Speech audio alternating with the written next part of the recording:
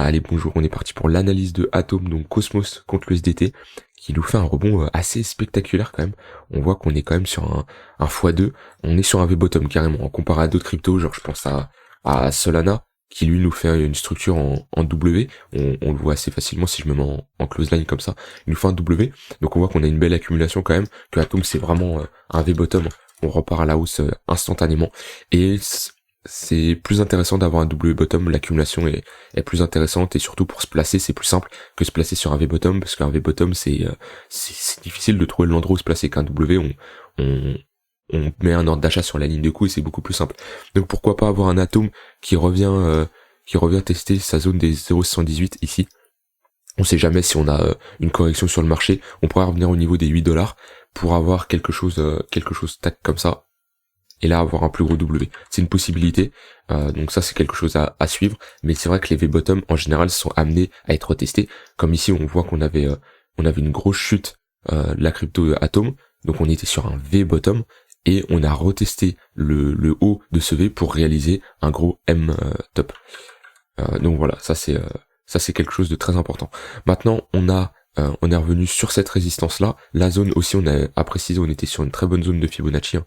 On était sur la zone des 0,886. Hop, mettre ça mieux. Tac. Sur la zone des 0,886, où voilà, les alts avec une fonda assez importante aiment bien faire leur bottom de marché ici. On est venu recasser cette grosse résistance à la hausse. On voit qu'on avait fait, ici c'était une résistance, c'est devenu un support ici. À nouveau, c'est devenu un support ici. On l'a cassé et on l'a réintégré assez facilement. Les prochaines résistances, on va avoir une grosse sur les 22$. Après on aura le top ici. Après il y a des petites résistances comme à 14$, mais c'est des petites résistances, c'est pas très très important. D'un point de vue sur les MACD, on est toujours dans un momentum vendeur, donc c'est toujours les vendeurs qui ont le contrôle du momentum. On le voit parce que déjà on a enfoncé le momentum, il n'y a absolument pas de divergence baissière, et on le voit parce qu'on a toujours tout simplement fait un gros M sur le MACD. Donc maintenant pour retourner ce momentum, soit on casse ce plus haut là direct comme ça, ou soit on fait tout simplement une structure en W. Donc on peut très bien faire quelque chose comme ça, tac. Et là on aura quelque chose de bullish. Donc voilà, sur le weekly, attention, le momentum est absolument pas bullish. Je voulais regarder l'unbalance volume, voir s'il y avait des rentrées d'argent sur Atom. Donc qu'est-ce qu'on voit en weekly? On est clairement il y a eu pas mal de sorties d'argent, on le voit la moyenne mobile de l'OBV est clairement en baisse. Donc on a très chuté là-dessus. Si je me place en daily, on voit par contre qu'on a pas mal de rentrées d'argent, on fait des W sur l'OBV et on a énormément de rentrées d'argent sur ce V-bottom. Donc je pense que même si je mets les volumes, on doit avoir des volumes vraiment importants. Ok, on reste sur des volumes corrects, neutres sur tout le long. C'est vrai qu'Atom, il y a beaucoup d'échanges dessus, vu que il y a beaucoup de, comment dire, c'est vrai que c'est une crypto, on entend beaucoup parler d'elle, c'est une crypto vraiment intéressante, mais je m'attendais quand même à plus de volume dans cette zone, puisqu'on est quand même sur une crypto à 5$, et c'est comme le Bitcoin à 70 000$, on n'en veut pas, personne n'en achète, et on voit que là les volumes redeviennent importants parce que c'est une zone intéressante. Mais Atom, je m'attendais à mieux quand même au niveau des volumes. Donc voilà, ça c'était la première chose que je voulais dire. Maintenant on a, je vais supprimer tout ça, on a clairement une zone d'imbalance à combler. On le voit assez facilement là. Tout ça, on a eu un déséquilibre de marché où le prix doit revenir combler ce déséquilibre. On a vraiment énormément de gap d'imbalance tout simplement. Si je regarde, voilà, là, on doit revenir tester ce niveau-là. Ça, c'est une zone d'imbalance. Ici, on a une zone d'imbalance aussi. Hop. Ici, on en a une aussi. Voilà, on en a vraiment pas mal, hein.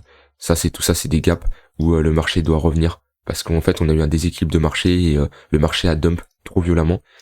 Et le marché n'aime pas laisser des trous comme ça.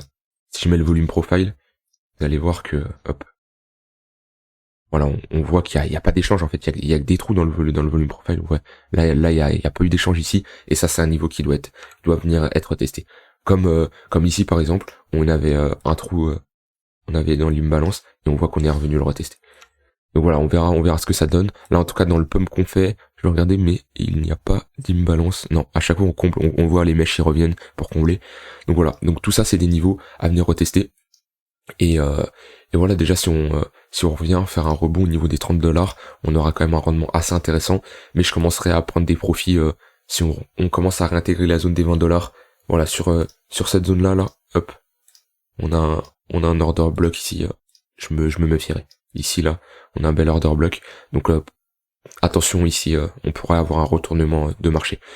Donc voilà, pour Atom, je vais regarder la paire contre le Bitcoin, mais c'est une paire qui est vraiment très intéressante. On le voit parce qu'on est dans un range qui dure depuis le début en fait. On est dans un range, et en tout cas la structure est plus bullish que bearish, parce qu'on le voit là, on est en train de faire des creux de plus en plus haut. On a cassé ce creux là, donc on est repassé en dynamique baissière, mais on maintient quand même ce creux là qui est le plus important. Et maintenant après c'est pareil, on fait un V-bottom, mais on va s'attaquer au du range, possiblement, ou au moins revenir chercher les 50% du range. Mais si on casse ce range, on aura des targets au niveau des 1,118 de Fibo, voire les deux de Fibo, donc ce qui nous donnerait un tome vraiment puissant contre le Bitcoin. Donc voilà, ça c'est quelque chose de très important à regarder, la chart, parce que autant investir sur une crypto qui est forte contre le Bitcoin, sinon le but c'est de surperformer le Bitcoin en prenant des altcoins, sinon autant prendre directement du Bitcoin.